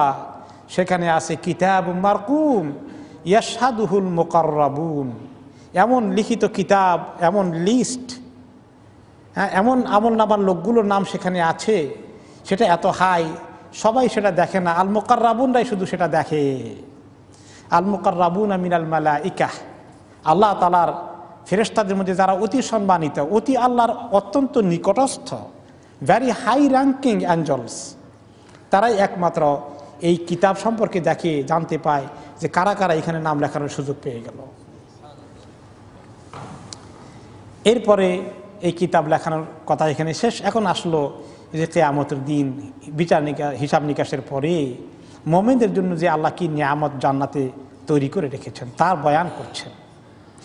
ইন্নাল আবরারা লাফি নাঈম, এই যে আবরার নেককার হতে পারলো যারা, তারা তো কিয়ামতের দিন ফি নাঈমিন মুকিম, তারা স্থায়ী নিয়ামতের মধ্যে ডুবে থাকবে। নিয়ামত আর নিয়ামত তাদের জন্য তৈরি করে রাখা আছে। আলাল আরাইকি ইয়ানজুরুন, আরাইকের মধ্যে তারা বসে আরাম করে করে দেখতে থাকবে। আরাইক, আরিকা, আরিকাকে আরবি ভাষায় বলা হয় সোফা সেট, অথবা উঁচু কোনো হাই, যেটা খুব সাধারণ খাট নয়, সাংঘাতিক করে স্পেশাল খাট যেগুলো বানানো হয়, যে খাটগুলোর চতুর্দিকে আপনার এরকম ঝলক থাকে, একটু পর্দার মতো, হালকা পর্দার মতো লটকানো থাকে। আমরা কোনো কোনো সময় দেখবেন যে বিয়ের খাট এভাবে সাজানো হয়, তাই না? ফুল টুল দিয়ে লটকানো থাকে, খাটের উপরে স্ট্যান্ডগুলোর মধ্যে লটকাই রাখে সুন্দর করে। এটা একটা দুনিয়ার এক্সাম্পল আর কি। এইরকম উঁচু খাট অথবা উঁচু সোফা, এগুলাকে আরাইক বা আরিকা বলা হয়, ভেরি স্পেশাল। এইরকম স্পেশাল খাট, পালং, সোফা, এগুলো তাদের জন্য থরে থরে সাজানো থাকবে। যখন মনে থাকবে শুয়ে থাকবে, যখন মনে থাকবে বসে থাকবে, হ্যাঁ। আর সেগুলো এত হাই থাকবে, ফি সুরুরিন মারফুয়া, উঁচু থাকবে, এত উঁচু থাকবে যখন তারা বসতে চাইবে কাছে গেলে সেটা আবার নিচু হয়ে যাবে, অটোমেটিক সিস্টেম। আবার যখন ওনারা শুয়ে পড়বেন, বসে পড়বেন, সাঁ করে উপরের দিকে উঠে যাবে, কোনো বাটন প্রেস করা লাগবে না। দুনিয়ার মধ্যে বাটন প্রেস না করলেও কিছু কিছু ক্ষেত্রে কাজ হয়, অনেক জায়গায় বাটন লাগে অবশ্য। কোনো কোনো জায়গায় পানির ট্যাপ বের হয়েছে, আপনি হাত দিলেই পানি চলে আসে, ঠিক কিনা? তো দুনিয়ার মধ্যে কিছু এক্সাম্পল মানুষের মাথায় বুদ্ধি দিয়ে টেকনোলজি দিয়ে আল্লাহ তাআলা শিখিয়ে দিয়েছেন বুঝে আসতে, যে কিভাবে অটোমেটিক সিস্টেম কাজ করে। জান্নাতে এইরকম অটোমেটিক সিস্টেম আল্লাহ রাব্বুল আলামিন দুনিয়ার সিস্টেমের তুলনায় কত সুন্দর সিস্টেম করে রাখবেন। এত নিয়ামতকে আল্লাহ তাআলা সাজিয়ে রেখেছেন। ইয়ানজুরুন, তারা দেখতে থাকবেন। কি দেখবেন? তারা দেখবেন, ইমাম ইবনে কাসির রাহমাতুল্লাহ আলাইহি বলেন, ইলাল্লাহি আযজা ওয়া জাল, তারা আল্লাহ তাআলার দিকে দেখবেন, আল্লাহ তাআলাকে দেখবেন। আল্লাহ তাআলার দিদার, যেটা জান্নাতের সবচেয়ে বড় নিয়ামত, সেটাকে তারা এনজয় করবেন। এবং ইয়ানজুরুনের আরেকটি তাফসীর এসেছে যে তারা দেখতে পাবে কি সমস্ত থরে থরে কত বিশাল জান্নাত তাদের জন্য সাজিয়ে রাখা হয়েছে। তারা দেখবে আর অভিভূত হয়ে যাবে, ইয়া আল্লাহ, এত মেহমানদারি, এত সাজানো হয়েছে, আমি তো কল্পনাই করতে পারি নাই। আল্লাহ তাআলা যদি আমাকে আপনাকে জান্নাতে নিয়ে যান, সত্যি আমরা অভিভূত হয়ে যাব। দেখবো আর দেখবো, হায় হায়, এত এত সাজানো হয়েছে। এই জন্য আল্লাহ তাআলা কি বলেছেন? মা লা আইনুন রাআত ওয়ালা উযুনুন সামিআত ওয়ালা খাতারা আলা কালবি বাশার।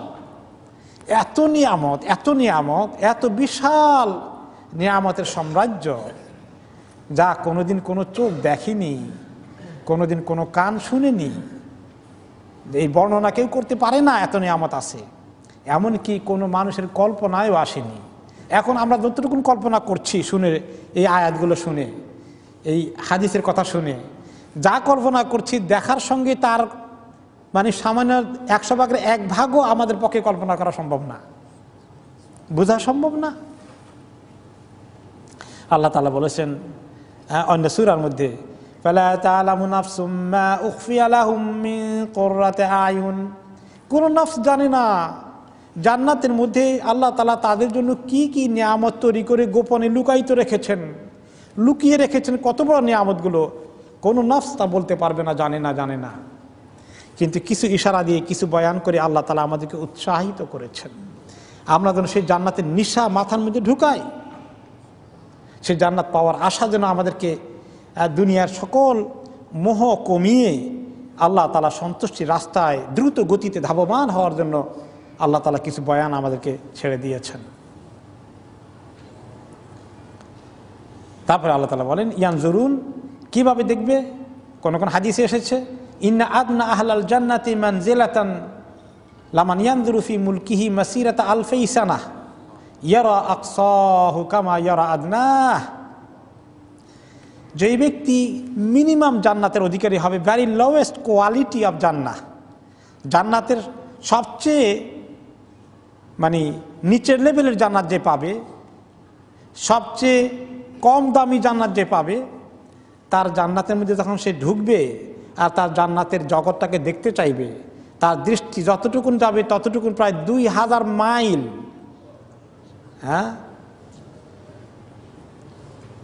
2000 বৎসরের রাস্তা, 2000 বৎসরের রাস্তা সীমা পর্যন্ত তার জান্নাতের টেরিটরি থাকবে। দেখবে সেই রকম করে, আর এখানে বসেই সে তার সিটে বসে 2000 বৎসরের রাস্তার জার্নির পুরো টেরিটরি সীমা সে দেখতে পাবে। তার জন্য থরে থরে কি সাজানো হয়েছে। আপনি বলবেন মাথা খারাপ নাকি, এতগুলো দিয়ে করবে কিসে? এখন এটা বুঝে আসে? মোটেই বুঝে আসে না। দুনিয়ার মধ্যে এখন আমাকে যদি আল্লাহ তাআলা এক দেশের সমান প্যালেস একটা দেয়, এক দেশের এরিয়া, এটাই তো খাইয়ে শেষ করতে পারবো না। সারা দুনিয়ার সমান দিলে কেমনি শেষ করব? আদনা জান্নাত থেকে এই দুনিয়ার 10 গুণ সাইজ দেওয়া হবে। তো কি করবে সেগুলো দিয়ে? মনে হয় কোনো কাজেই লাগবে না, বেকার দিয়ে দেওয়া হবে, বেকার পড়ে থাকবে। আসলে না, পুরোটা তার কাজে লাগবে। He'll enjoy all of it. এবার কেমনি এনজয় করবে? দুনিয়ার সিস্টেম দিয়া আখেরাতের সিস্টেমকে বোঝা যায় না। আমি এক্সাম্পল দেই, মায়ের পেটে যখন বাচ্চাটা ছিল, মায়ের পেটে যতটুকুন জায়গা আছে তার ততটুকুন জায়গা হয়ে গেছে। সে মনে করছে এর চেয়ে বেশি জায়গা দরকার কি আর। তাকে যদি বলা হতো কেউ, আর সে যদি বুঝতে পারতো তুমি যে মায়ের পেটে আছো এতটুকুন সাইজ, তাই না, এর বেশি বড় না। তুমি এমন এক দুনিয়াতে যাবা, এই মায়ের পেটের সাইজ থেকে সেই দুনিয়ার সাইজ অনেক বড়। বলেন তো কত বড় হবে? মায়ের পেটের সাইজের সঙ্গে দুনিয়াকে আপনি কম্পেয়ার করেন, হাউ মেনি টাইমস? হিসাব করলে কিতাব মিশা, সমস্ত কম্পিউটার ফেল করে ফেলবে। তো সে তাকে এরকম বলে, সে বলে মাথা খারাপ নাকি, এত বড় দুনিয়া দিয়ে কি করব। পুরো দুনিয়ার কথা বাদ দেন, একজন মানুষের দুনিয়ার নিজের বাড়ি ঘর জায়গা জমির সাইজ যদ্দূর আছে সেটা মায়ের পেটের তুলনায় কত বড়, তার আপন ঘরটা মায়ের পেটের তুলনায় কত বড়। মায়ের পেটের সাইজ অনুযায়ী সেখানকার চাহিদা অনুযায়ী চিন্তা করলে তার কাছে মনে হবে এগুলো কোনো দরকার নেই, এত বড় কিছু, আমার এই জায়গায় যথেষ্ট। ঠিক তেমনি মায়ের পেটের জগৎ যেরকম এই দুনিয়ার জগতের মতো না, সেখানকার সিস্টেম আলাদা, এখানকার সিস্টেম আলাদা। সেখানে তার আলাদা খাওয়া দাওয়া দরকার নাই, তার ওই নাভির ওখান দিয়ে নল লাগাই দেওয়া আছে, মায়ের পেটের থেকে রক্ত তার খাবার সাপ্লাই হচ্ছে, তার কোনো কাজকর্ম করা লাগে না, তার ওখানে সব, তার দুনিয়া ওখানেই শেষ। কিন্তু বাইরে হওয়ার পরে তার অনেক কিছু দরকার আছে। ঠিক তেমনি জান্নাতে গেলে আমাদের দেখা যাবে এত বিশাল, পুরোটা এনজয় করার জন্যই আল্লাহ তাআলা দিয়েছেন, এনজয় করার মতো করেই দিয়েছেন। তো এত বড় হবে আদনা জান্নাতির অবস্থা। এরপরে ওয়া ইন্না আলাহুম লামান ইয়ানজুরু ইলাল্লাহি আযজা ওয়া জাল্লা ফিল ইয়াউমি মাররাতাইন। আর আদনা জান্নাতের হলো এরকম অবস্থা, যে ব্যক্তি তার চেয়ে বেশি হাই ক্লাসের জান্নাত পাবেন, অনেক উপরের স্তরের জান্নাত পাবেন, জান্নাতুল ফেরদাউসের মতো জান্নাত পেয়ে যাবেন, তাদের নিয়ামতের সাইজ তো আর বলাই সম্ভব না। তবে তাদের খুশকিসমত হলো তারা ডেইলি 2 বার আল্লাহ তাআলাকে দেখবেন, আর বাকিদের দেখার পরিমাণ কমবে। তো এত নিয়ামত, ইয়ানজুরুন, আল্লাহ তাআলা থেকে নজর করাটাই একটা বিরাট সবচেয়ে নিয়ামত জান্নাতের মধ্যে।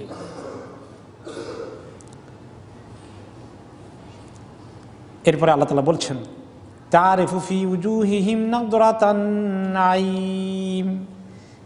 আল্লাহ তাআলা আমাদেরকে বলে দিচ্ছেন, তোমরা যদি দেখতে পেতে জান্নাতীদের চেহারাটা কেমন, কেউ তাদের চেহারার দিকে তাকাইলেই বুঝবে নাযরাতান নাঈম, নিয়ামতের আতিশয্যে, নিয়ামতের ভোগের কারণে তাদের চেহারা এত উদ্ভাসিত হয়ে আছে, এত নুরানি হয়ে আছে, এত আনন্দ ফুর্তি হাসির রেখা তাদের চেহারায়, কোনোদিন কোনো দুশ্চিন্তা তাদেরকে আর পাবে না।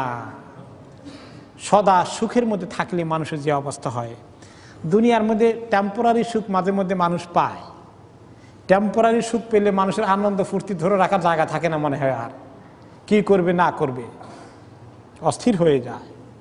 এবং যারা যত নিয়ামত এনজয় করে, তাড়াতাড়ি করে অনেক টাকা পয়সার মালিক হয়ে গেল, তাড়াতাড়ি করে অনেক কিছুর মালিক হয়ে গেল, তখন তার ফুর্তি, আনন্দ ফুর্তি আর ধরে রাখতে পারে না। মানুষও বুঝে যে খুব এনজয় করছে, কিন্তু দুনিয়ার সুখ শান্তি তো অত্যন্ত সীমিত, আখিরাতের সেই সুখ শান্তিটা তো অসীমিত, সীমাহীন। সেটার যে প্রভাব তাদের চেহারায় পড়বে, সেটার যে ইম্প্যাক্ট তাদের চেহারায় পাওয়া যাবে, সেটা দেখলেই বোঝা যাবে হায়রে কত নিয়ামতে তারা ডুবে আছেন।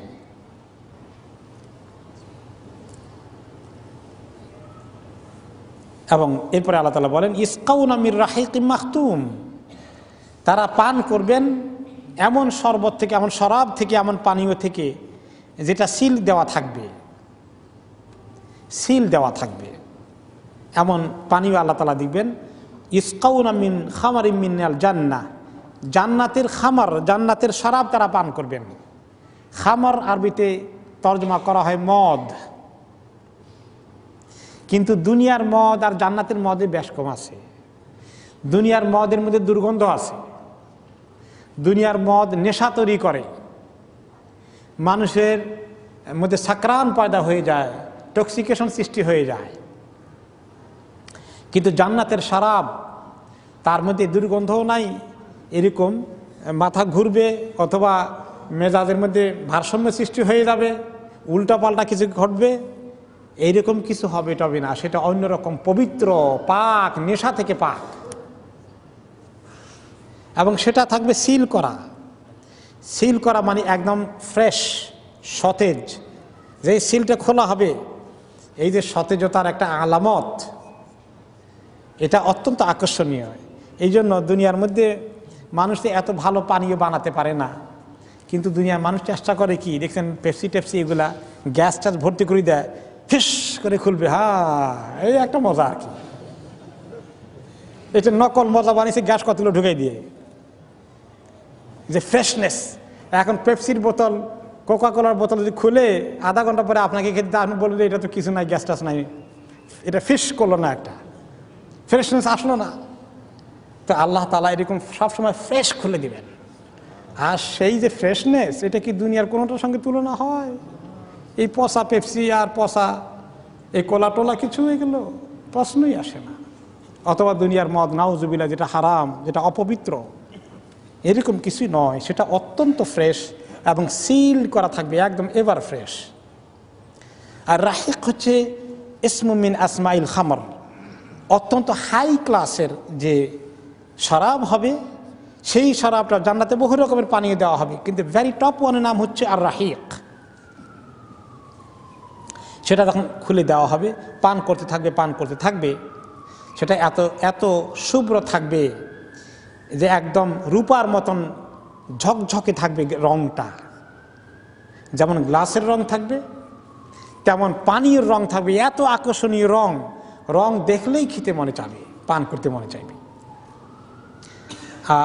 ওয়া আইয়ুমা মুমিনিন, হাদিসে এসেছে যে সেটা যখন পান করবে, এটা এত মজা, এত স্বাদ, এটা সর্বশেষ চুমুকটা যখন থাকবে গ্লাসের মধ্যে, সর্বশেষ চুমুক, সেই চুমুকটা যখন মুখে দিবে, ওইটার সঙ্গে মানে মেস্কের গ্রান সব জমা হয়ে থাকবে আর সব মোহময় হয়ে যাবে। খেতামুহু মেস্ক, পানের সর্বশেষ যে পানটা করবে, চুমুক দিবে, সেটা হয়ে গেছে সবচেয়ে দামি একটা চুমুক। ওইটার কারণে একদম মেস্কের সুগন্ধ মোহময় হয়ে যাবে। খেতামুহু মেস্ক, তার আখেরটা এত মজা হবে। তো দুনিয়ার মধ্যে অনেকেই সিগারেট খাওয়ার পরে শেষে ফালাই দেওয়ার একটা সুখ টান তাই বোধ হয়, ছোটকালে দেখছিলাম, এটা লম্বা টান দিয়ে তারপরে ফেলে দেয়। এটার নাম সুখ টান কেন রাখছে, কদ্দুর সুখ লাগে আল্লাহ ভালো জানেন। কিন্তু এই পচা দুর্গন্ধময় জিনিস, এটাকে মানুষের সুখ টান বলে। আর আল্লাহ তাআলা তার মোকাবিলায় জান্নাতে রেখেছেন, সেটা হচ্ছে আসল সুখ টান, আসল সুখের চুমুক। ওই চুমুক যেটা হবে খেতামুহু মিস্ক, একেবারে মাস্কের দিয়ে আল্লাহ তাআলা কনক্লুড করলেন, কনক্লুশন দিলেন, উপসংহার সমাপ্তি করলেন, এত সুন্দর এন্ড দিয়ে আল্লাহ তাআলা সেটাকে সমাপ্তি করলেন। তাদের জন্য কোন কোন হাদিসে এসেছে যে এটা এত সুন্দর, শারাবুন আবিয়াদ, এত শুভ্র সাদা, স্নো হোয়াইট বলে ইংলিশে, তাই না? আবিয়াদ মিসলুল ফিদ্দা, লাইক সিলভার, রূপার মতো ঝকঝক করবে। ওয়া আন্না রাজুলান, লাউ আন্না রাজুলান মিন আহলি দুনিয়া আদখালা ইসবাহু ফিহি, যদি দুনিয়ার কোনো মানুষ এই শরাবের মধ্যে ওই শরাব পেত আর সেখানে তার আঙ্গুল ঢুকাতো, শুধু আঙ্গুলটা ভিজাই নিত আর আঙ্গুলটা শরাব থেকে বের করে আনতো, লাম ইয়াবকা যু রূহিন ইল্লা ওয়াজাদা তিবাহা, দুনিয়ার যেখানেই থাকুন কোনো মাখলুক এই শরাবের সুগন্ধ তার নাকে পৌঁছে যেত। এত নিয়ামত, এত নিয়ামত আল্লাহর কাছে যা আছে। কাদেরকে আল্লাহ তাআলা দিবেন? কোন কোন হাদিসে এসেছে, আইয়্যিমা মুমিনুন সাকা মুমিনান শুরবাতা মাইন আলা যামাইন সাকাহুল্লাহু তাআলা ইয়াউমুল কিয়ামাতি মিনার রাহিকিন মাখতুম।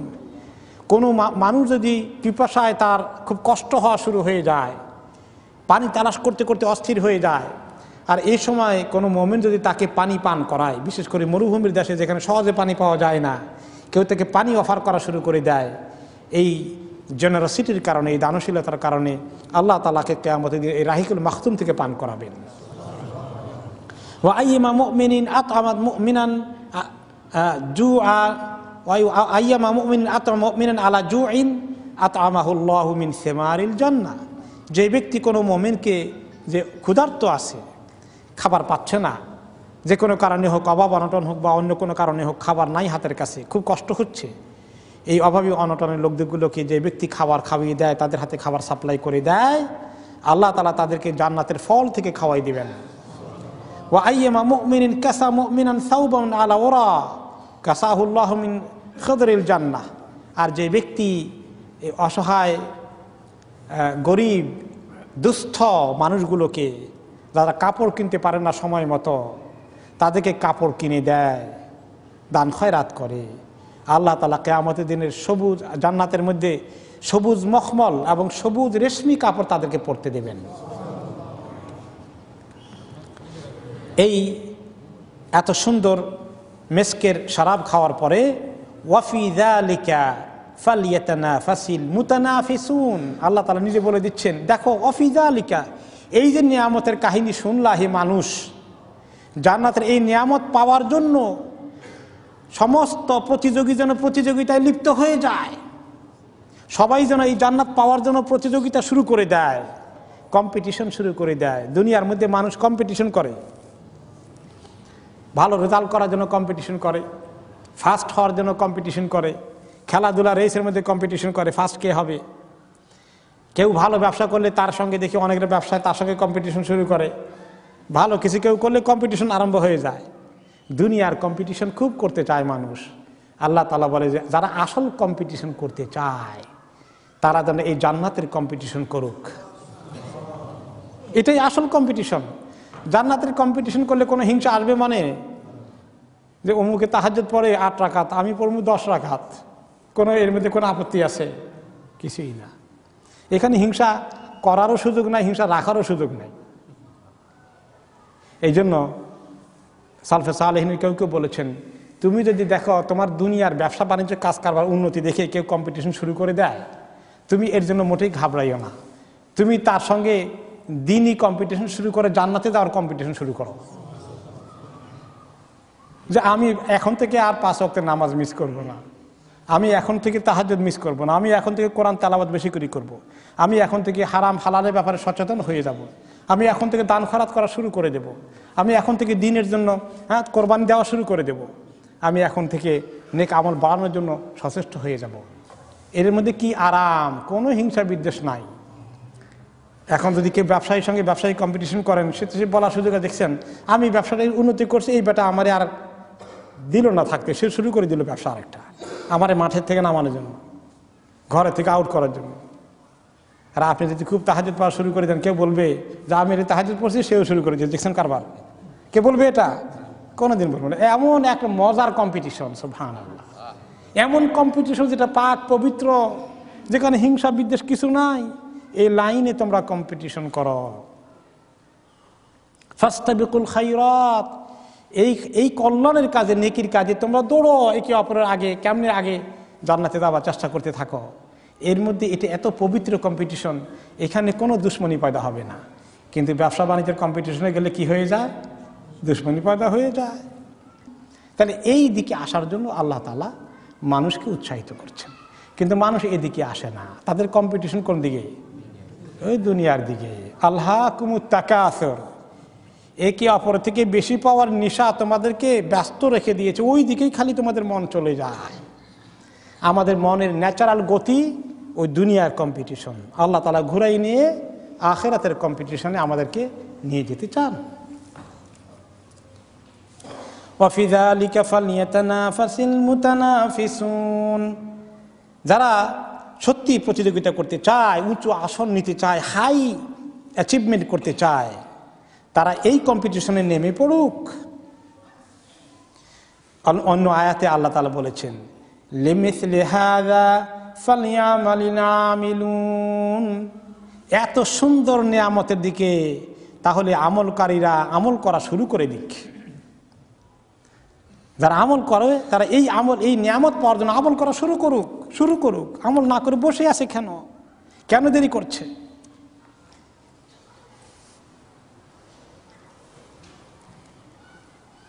অন্য আয়াতে আল্লাহ তাআলা বলেছেন, ওয়া নি'মা আজরুল আমিলিন, যারা আমিলিন ছিল, সদা সক্রিয় ছিল নেক কাজে, সদা তৎপর ছিল, তাদের জন্য কত সুন্দর পুরস্কারই না আল্লাহ তাআলা তৈরি করে রেখেছেন।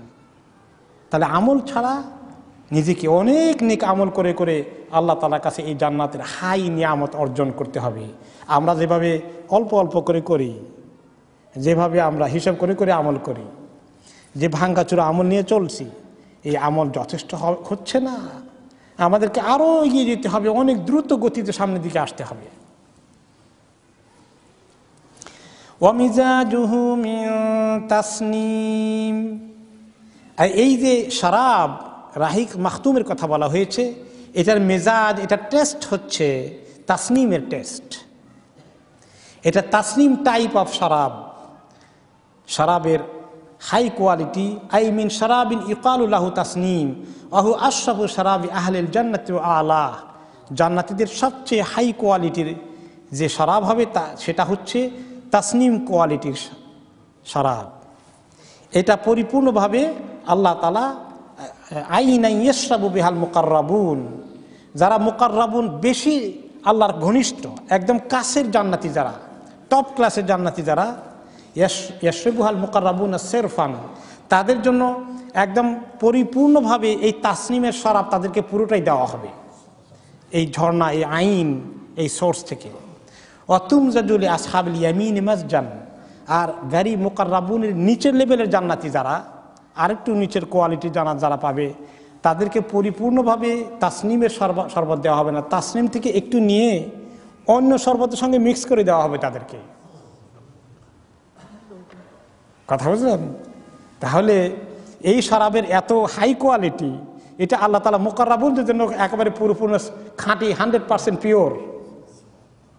আর বাকিদের শরাব যেটা হবে সেটাও দুনিয়ার তুলনায় কত না উন্নত, কিন্তু সেখানে তাসনিমের একটু এসেন্স দিয়ে দেওয়া হবে, একটু মিক্স করে দেওয়া হবে। তাহলে আল্লাহ তাআলা এই জন্য হাই কোয়ালিটিটার দিকে মানুষকে আসতে বলেন। এখন কেউ কেউ যদি বলেন, আরে হাই কোয়ালিটি দূরে কত, কম পকে নিচেটা পাই নাকি আল্লাহ আল্লাহ করতেছি, এত হাইটা কি আমার কপালে আসে নাকি? নবী করিম সাল্লাল্লাহু আলাইহি ওয়াসাল্লাম কি বললেন, কোনটা চাইতে বলেছেন? ইযা সাআলতুমুল জান্নাহ ফাসআলুহু আল জান্নাতুল ফিরদাউস আল জান্নাতুল আলা, জান্নাতুল ফিরদাউস আল আলা, উপরের হাই লেভেলের যে জান্নাতুল ফিরদাউস, ওইটা আল্লাহ তাআলার কাছে চাও, অন্যটা চাইও না। ওইটা চাও, আমাকে আপনাকে চাওয়ার জন্য তিনি হিম্মত জুগিয়েছেন। কোনো লিমিট নাই যে তোমার এত পয়সা আমল নিয়ে কেমনি চাও আল্লাহর কাছে জান্নাত। চাইতে পারি, চাইতে থাকি, চাইতে চাইতে আল্লাহ তাআলা আমাকে আমলের জজবা দিবেন। জান্নাতের লোভ পয়দা করতে হবে, জান্নাতের আকর্ষণ পয়দা করতে হবে, জাহান্নামের ভয় নিয়ে আসতে হবে। এই জন্য গত সপ্তাহে জাহান্নামের ভয়ের কথা, আযাবের কথা আলোচনা হয়েছে। আর এই সপ্তাহে আল্লাহ তাআলা এই সূরা শেষ অর্ধেকে জান্নাতের এই আকর্ষণীয় রূপ বর্ণনা আমাদের সামনে পেশ করলেন, যাতে করে আমাদের মনে জান্নাতের যে এই আগ্রহ পয়দা হয়ে যায়। তাহলে আমলের জন্য আমরা দোয়া করব, আমলের জন্য আমরা আল্লাহর কাছে সাহায্য চাইব। ইন্নাল্লাযীনা আজরামু কানু মিনাল্লাযীনা আমানু ইয়াদহাকুন ওয়া ইযা মাররু বিহিম ইয়াতাগামাজুন ওয়া ইযা ইনকালাবু ইলা আহলিহিম ইনকালাবু ফাকিহিন। নিশ্চয়ই যারা দুনিয়াতে ক্রাইম করেছে, দুষ্কৃতিকারীগুলো, যারা দুষ্কৃতিকারী হয়েছে, দুনিয়া দুষ্কৃতি করেছে, তারা যখন ঈমানদারদের সঙ্গে দেখা হতো, মুসলিমদের সঙ্গে দেখা হতো, তাদেরকে দেখলে উপহাসের হাসি হাসতো তাদেরকে দেখে, উপহাসের জন্য হাসা, বিদ্রূপের হাসি হাসতো। ওয়া ইযা মাররু বিহিম ইয়াতাগামাজুন, তাদেরকে দেখলে তারা বিদ্রূপ করত। গামজ মানে হলো চোখ দিয়া কাউকে আপনি বিদ্রূপ করা, এরকম করেন না মাঝে মধ্যে, দেখছেন? চোখ দিয়ে এরকম করা, এটাকে গামাজুল বিল আইন, চোখের দিয়ে মানুষকে বিদ্রূপ করা, তুচ্ছ মনে করা, অন্যদের সামনে তাকে হাস্যকর হিসাবে পেশ করা, এরকম করে মোহাম্মদ, দেখছেন? হ্যাঁ, এরকম করে। এই জিনিসটা তারা করতো দুনিয়ায়। আল্লাহর দুশমনরা মুসলমানদেরকে দেখলে এরকম হাসার চেষ্টা করে, উপহাস করে, বিদ্রূপ করে, তামাশা করে, তাদেরকে হেয় প্রতিপন্ন করে। আর নিজেদের ব্যাপারে তারা সাংঘাতিক কনফিডেন্ট। ওয়া ইযা ইনকালাবু ইলা আহলিহিম ইনকালাবু ফাকিহিন, যখন তারা নিজেদের পরিবার পরিজনের মধ্যে যায়, নিজেদের দলের মধ্যে যায়, নিজেদের গ্রুপের মধ্যে যায়, নিজেদের ক্লাবে যায়, তখন তারা তাদের ব্যাপারে সাংঘাতিক কনফিডেন্ট। তারা, কারণ সব কিছু তাদের হাতের মধ্যে আছে, টাকা পয়সা, ব্যবসা বাণিজ্য তাদের হাতে, দেশের রাষ্ট্র ক্ষমতা তাদের হাতে, দুনিয়ার মিডিয়াগুলো তাদের হাতে। কোনটার অভাব আছে তাদের? এই জন্য সাংঘাতিক কনফিডেন্স তাদের আছে। নিজেদের ব্যাপারে তারা খুবই কনফিডেন্ট, নিজেদের ব্যাপারে তাদের খুবই আত্মম্ভরিতা রয়েছে, গর্ব অহংকার যে তারা সব কিছু দখল করতে পেরেছে, সব তাদের হাতের মুঠায় চলে এসেছে, কাউকে কোনো পরোয়া করে না, তোয়াক্কা করে না। এই যে একটা হামবড়া ভাব, এই যে মুই কি হনুরে, হ্যাঁ, নিজের ব্যাপারে এত বড় তাদের আত্মবিশ্বাস, সব কিছু তাদের করায়ত্ত হয়ে গেছে, এই ধরনের একটা আনন্দ তৃপ্তি তারা এনজয় করে। আর মুসলমানদেরকে দেখলে, প্র্যাকটিসিং মানুষগুলোকে দেখলে, দিনদার লোকগুলোকে দেখলে, যারা দিনের জন্য জান মাল জীবনকে কোরবান করছে, তাদেরকে দেখলে وَإِذَا رَأَوْهُمْ قَالُوا إِنَّ هَؤُلَاءِ لَضَالُّونَ, যখন এই মুমিনদেরকে তারা দেখে তখন বলে এগুলো সব গোমরাহ, এগুলো সব বিভ্রান্ত, এগুলোর কোনো জ্ঞান নাই, এগুলো মূর্খ। তারা পণ্ডিত, তারা বুদ্ধিজীবী, তারা হাইলি ইন্টেলেকচুয়াল পজিশন তারা অ্যাচিভ করে ফেলেছে। দুনিয়ার সব কিছু তাদের করায়ত্ত আছে, টেকনোলজি সব কিছু তাদের হাতে আছে, তারা অনেক পণ্ডিত মনে করে নিজেকে। এই জন্য যারা দিনের কথা শুনে, এই যে আপনারা তাফসীর শুনছেন মনোযোগ দিয়ে, এইখানে ওই কোয়ালিটির কয়জন আছে? শুধু এখানে নয়, বাংলাদেশে গেলেও যারা ওই আপনার পোস্ট ক্লাসের যারা লোকজন, যারা তথাকথিত প্রভাবশালী শ্রেণী আমাদের সমাজে, বুদ্ধিজীবী হোক, বড় ব্যবসায়ীরা হোক, বড় লোকের ক্যাটাগরিতে যতগুলো আছে, লিডার হোক, বড় বড় অফিসার হোক, ডিসি এসপি বলেন, আর এরপরে আপনার secretary, joint secretary, assistant secretary, মন্ত্রী, মিনিস্টার, এমপি, চেয়ারম্যান থেকে শুরু করি আরও উপরে যান, আরও উপরে যান, এদের কয়জন আপনাদের মধ্যে এরকম তাফসীর শুনে, কোরআন শরীফ পড়ে, নামাজ পড়ে, মসজিদে আসে 5 ওয়াক্ত জামাতে পড়তে, কয়জন পাওয়া যায়? সব কোন দিকে? উল্টা দিকে, উল্টা দিকে। তারা মনে করে তারা অনেক বড় বুদ্ধিমান, এইগুলোর খামাকে বেকুব সময় নষ্ট করে মসজিদে গিয়ে, ওয়াজ শুনে, তাফসীর শুনে সময় নষ্ট করে। তারা আছে দুনিয়া কামাই করার তালে, তাদের কলম দিয়ে খোঁচা একটা দিলে 1 কোটি টাকা পকেটে ঢুকে যায়। কি মনে করেন এই দুনিয়ার মজা? এইভাবে তারা এনজয় করে, বাকিদেরকে বেকুফ মনে করে, বিভ্রান্ত মনে করে। তাদের ব্যাপারে তারা এরকম প্রপাগান্ডা করে যে এরা এই সমাজকে গোমরাহ করছে। তারা উল্টা বলে যে এরা গোমরাহ, আমরা আসলটা বুঝছি, আমরা আসল হকের উপরে আছি, এরা বাতিলের উপরে আছে। দেখছেন অবস্থা? তো আল্লাহ তাআলা বলেন এরা গোমরাহ হলো না গোমরাহ হয়নি, এটার দায়িত্ব আমি তাদেরকে দিয়েছিলাম। ওয়ামা উরসিলু আলাইহিম হাফিজিন, আমি তো এই কাফেরগুলোকে বলি না আমার মুমিনরা ঠিকমতো আল্লাহর রাস্তায় আসে না, অন্য রাস্তায় গেছে, একটু ভালো করে দেখো। তারা এদের ব্যাপারে এত মাথা ঘামায় কেন যে এরা নষ্ট হয়ে গেছে, এরা গোমরাহ হয়ে গেছে, হ্যাঁ, এরা সঠিক পথে নাই? অনেকগুলো শব্দ তাদের জন্য ব্যবহার করে যাতে করে গোমরাহ হওয়ার লক্ষণ। যেমন একটা শব্দ ব্যবহার করে, বাকিগুলো নাই বললাম, ফান্ডামেন্টালিস্ট, মৌলবাদী। এই কথা বলতে কি বোঝায়? যে something wrong with them, they are right, যে আমরা রাইট, এরা রং, এরা মৌলবাদী। আরো অনেক শব্দ আছে, সবগুলো আমি বলতে চাচ্ছি না। তো এই শব্দগুলো যে ব্যবহার করে তা দ্বারা বোঝায় যে যারা এইরকম ইসলামকে অনুসরণ করে তারা দে আর নট রাইট, তাদের মতো ইসলাম ছেড়ে দিলে এরাই রাইট। তা আল্লাহ তাআলা বলে ওরা রাইট না রং, এটা জাজ করার জন্য, এটা মন্তব্য করার জন্য, ওদের রাইট রং বিচার করার জন্য আমি তাদেরকে নিয়োগ দিয়েছিলাম। নিজের ব্যাপারে খবর নাই, আর আরেকজন যে ব্যক্তি আল্লাহর রাস্তায় আছে তাকে রং প্রতিষ্ঠা করার জন্য উঠে পড়ে লাগছে। এইগুলা দুনিয়া তারা এগুলো করতো। এখন আখেরাতে আল্লাহ তাআলা তাদেরকে ধরে বলতেছেন এবার, ফালিয়াউমাল্লাযীনা আমানু মিনাল কুফফারি ইয়াদহাকুন, আজকে আখেরাতের দিনে যারা ঈমানদার হয়েছিলেন, ঈমানের পথে এই কঠিন পরিস্থিতি মোকাবিলা করে টিকেছিলেন, ইসলামকে ধরেছিলেন, এত প্রেসারের বিনিময়ে ইসলামকে ছেড়ে দেন নেই, আজকে তাদেরকে যখন আমি পুরস্কৃত করব, আর তারা যখন কাফেরদের শাস্তি দেখবে, তখন আজকে তারা তাদের শাস্তি দেখে হাসবে। মুমিনরা আজকে হাসবে, মানে আখেরাতের দিনে। আলাল আরাইকি ইয়ানজুরুন, আরামকে দাঁড়ায় বসে বসে তারা দেখতে পাবে কাফেরদের কিরকম শাস্তি হচ্ছে। হাল সুবিবাল কুফারু মা কানু ইয়াফআলুন, যারা কুফরি করেছে দুনিয়ার মধ্যে, দিনের বিরুদ্ধে দুশ্মনী করেছে কাফেরগুলো, তাদেরকে তাদের প্রতিদান দেওয়া হয়েছে কিনা, শাস্তি ঠিকমতো দেওয়া হলো কিনা, যা তারা আমল করছিল অবশ্যই দেওয়া হবে। এবং সেই কথা মুমিনরা দেখবে সেদিন কিয়ামতের দিন।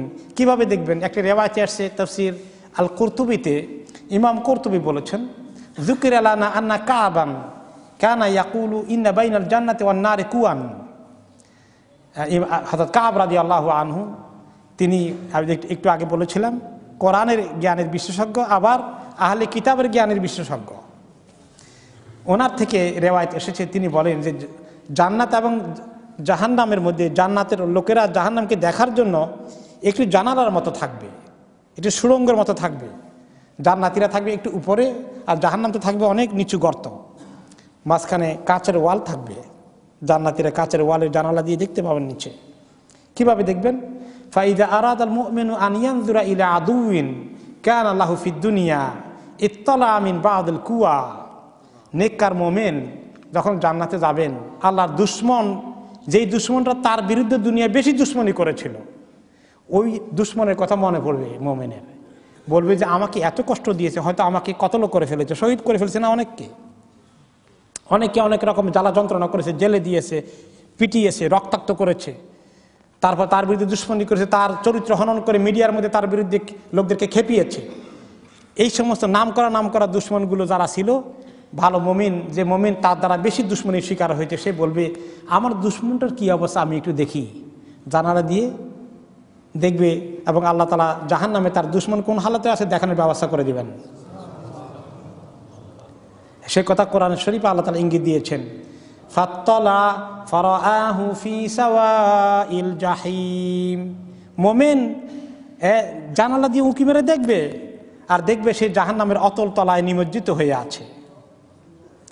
এবং ক্বালা যুকিরা লানা আন্নাহু তালা ফারাআ জামাজিমাল কওমি তাগলি। দেখবে সে আর তার দুশমনটা এবং অন্য দুশমনগুলো যারা দিনে দুশমনি করেছে, জাহান্নামের আগুনে তাদের মাথার খুলি এরকম করে গরম হচ্ছে আর উতরাচ্ছে। হ্যাঁ, এরকম তারা আগুনের মধ্যে তারা যেভাবে সিদ্ধ হওয়ার কথা সিদ্ধ হচ্ছে।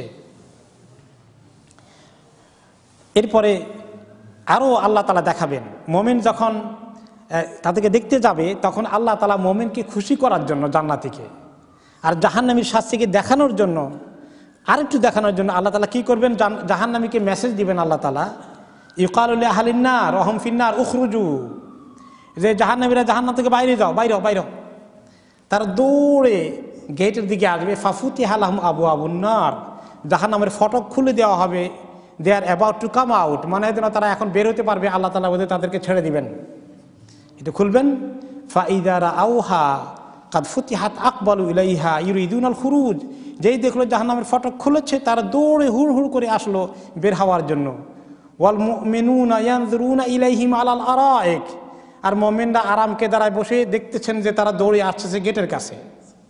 ফাইদা ইনতাহাউ ইলা আবওয়াবিহা গুল্লিকাত দুনাহুম, যখন তারা গেটের কাছে আসবে, তখন জাহান্নামের ফটককে আবার বন্ধ করে দেওয়া হবে, আবার হুড়মুড় করে সবগুলো নিচে গিয়ে পড়বে। আর মুমিনরা এই তামসা দেখবেন আর হাসবেন, আলাল আরাইকি ইয়ানজুরুন, হ্যাঁ ইয়াদহাকুন, তারা দেখবেন আর হাসবেন। দেখো মজা, এখন আমাদেরকে কিভাবে উপহাস করছিলে দুনিয়াতে, আমাদের দিকে তাকিয়ে হাসছিলা, এখন আমরা তোমাদের দিকে তাকিয়ে হাসছি। ফালিয়াউমাল্লাযীনা আল্লাহু ইস্তাহজিউ বিহিম, অন্য জায়গায় আল্লাহ তাআলা বলেছেন আল্লাহ তাদের সঙ্গে উপহাস করছেন। আল্লাহু ইস্তাহজিউ বিহিম, সূরা আল ফাতিহা বাকারাতে আল্লাহ তাআলা বলেছেন